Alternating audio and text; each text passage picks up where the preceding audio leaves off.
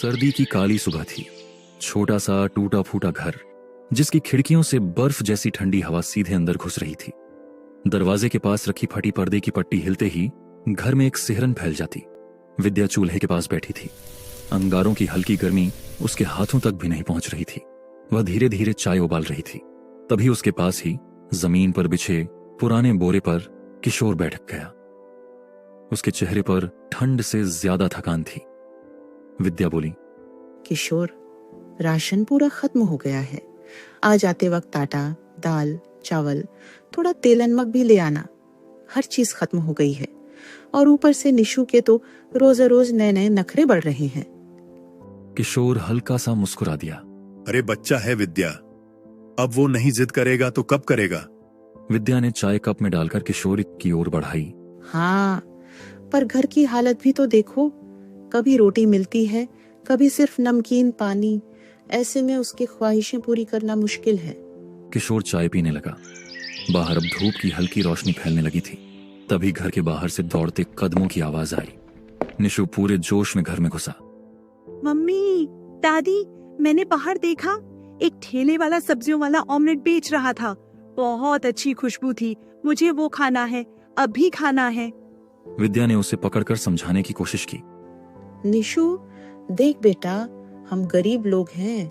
हम कभी कभी रोटी चावल भी समय पर नहीं खा पाते। तू ये सब क्यों जिद कर रहा है? निशु का चेहरा तुरंत उतर गया। पर सब खाते हैं, मैं क्यों नहीं?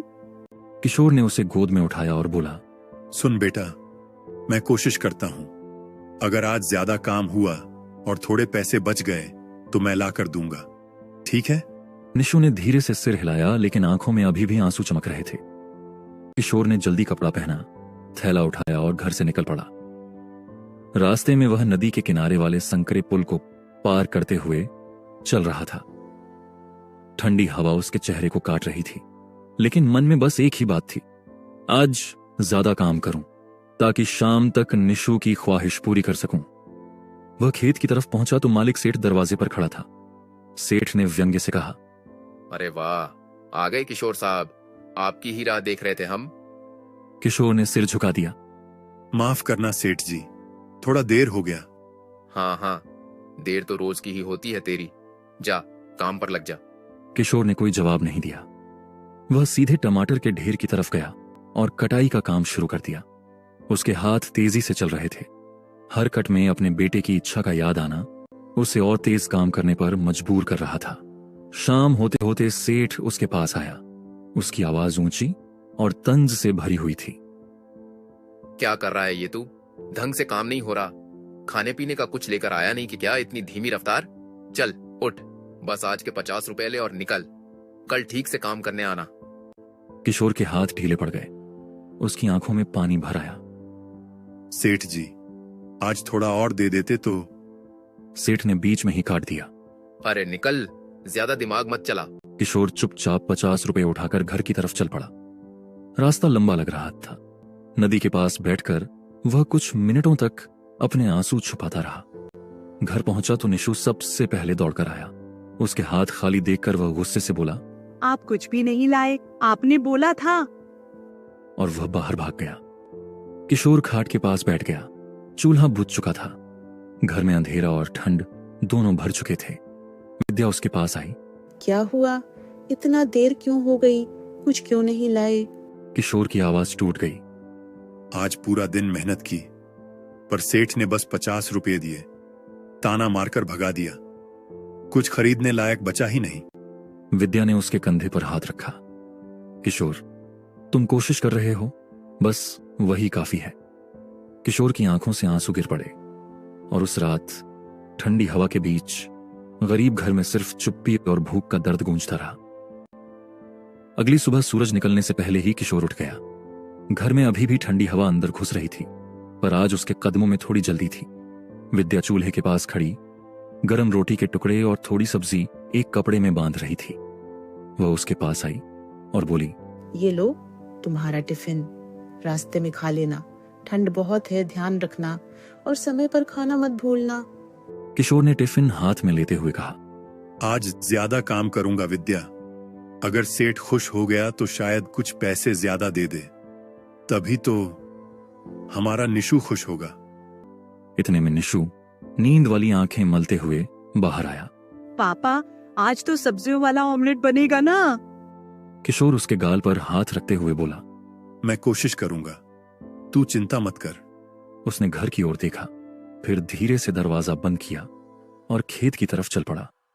आज खेत पर कोई नहीं था, न मजदूर न सेठ, बस ठंडी हवा और सब्जियों के ढेर।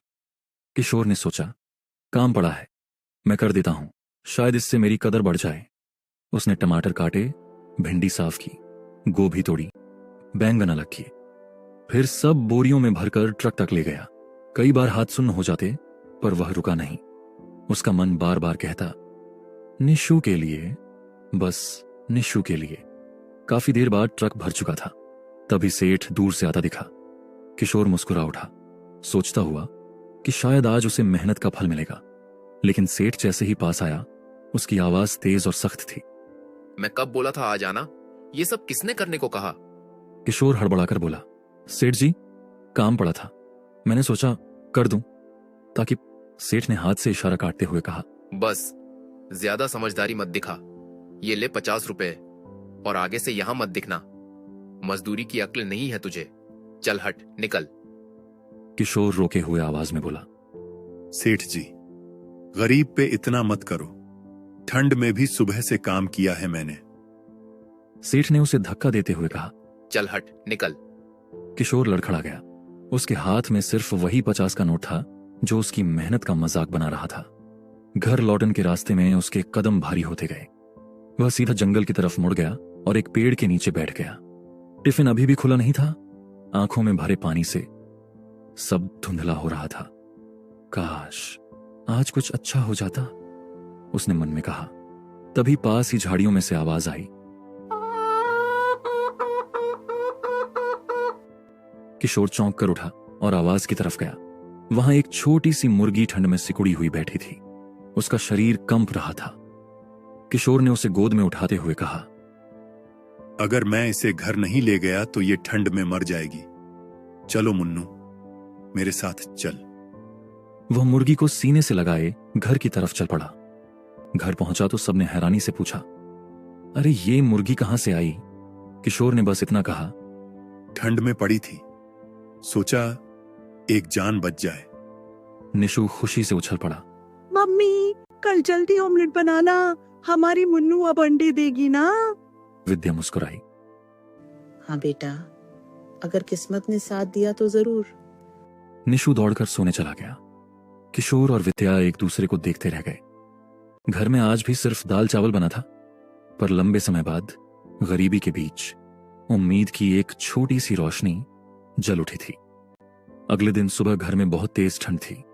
हवा दरारों से अंदर घुस रही थी और छोटे से घर को कंपा रही थी। कमला चूल्हे के पास बैठी थी, मगर हाथ अब भी कांप रहे थे।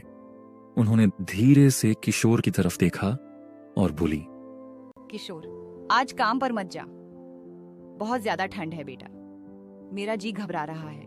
किशोर तैयार होने की कोशिश कर ही रहा था कि ससुर बाहर से आए और बोले, अरे जाने दो उसे, इकलौता वही तो कमाता है घर में।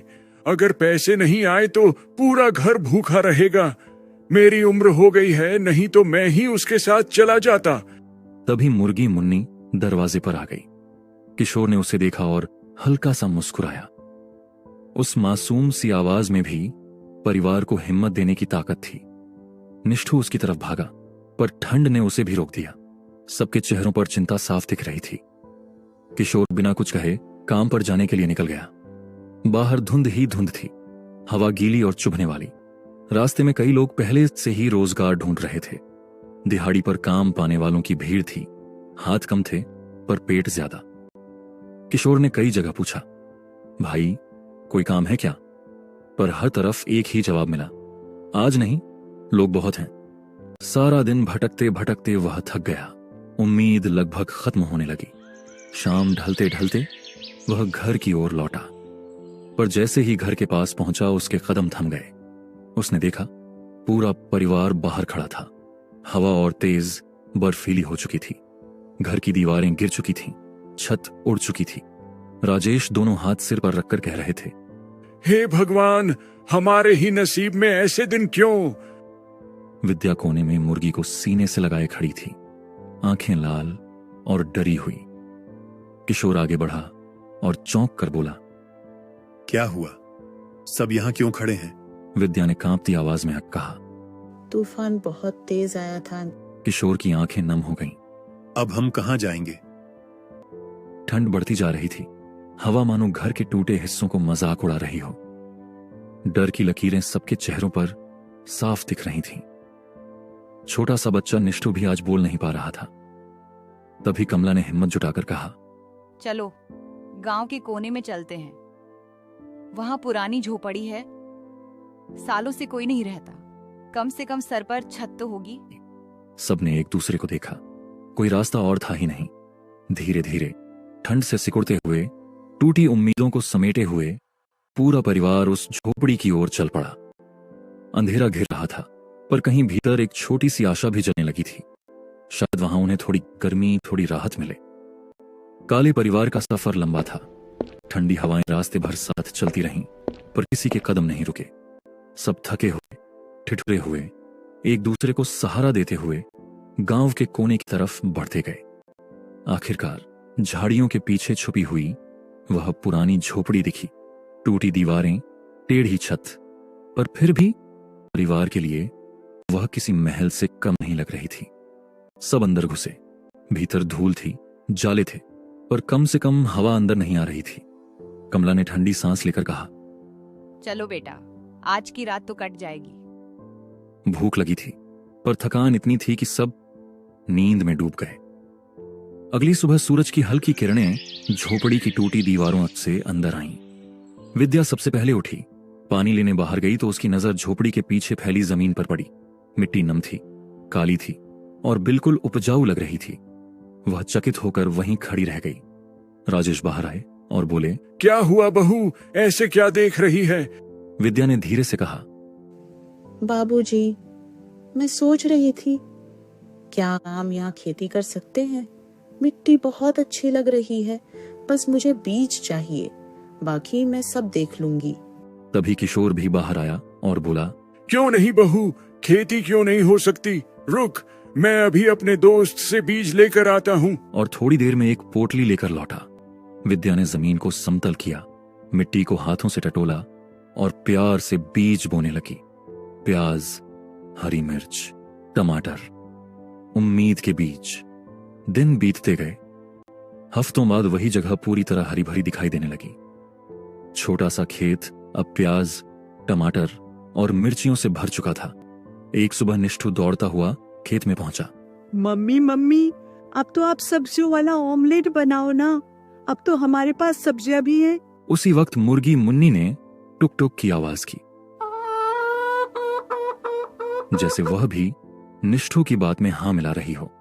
विद्या मुस्कुराई और बोली, ठीक है, आज रात सब मजे से खाएंगे। शाम होने लगी।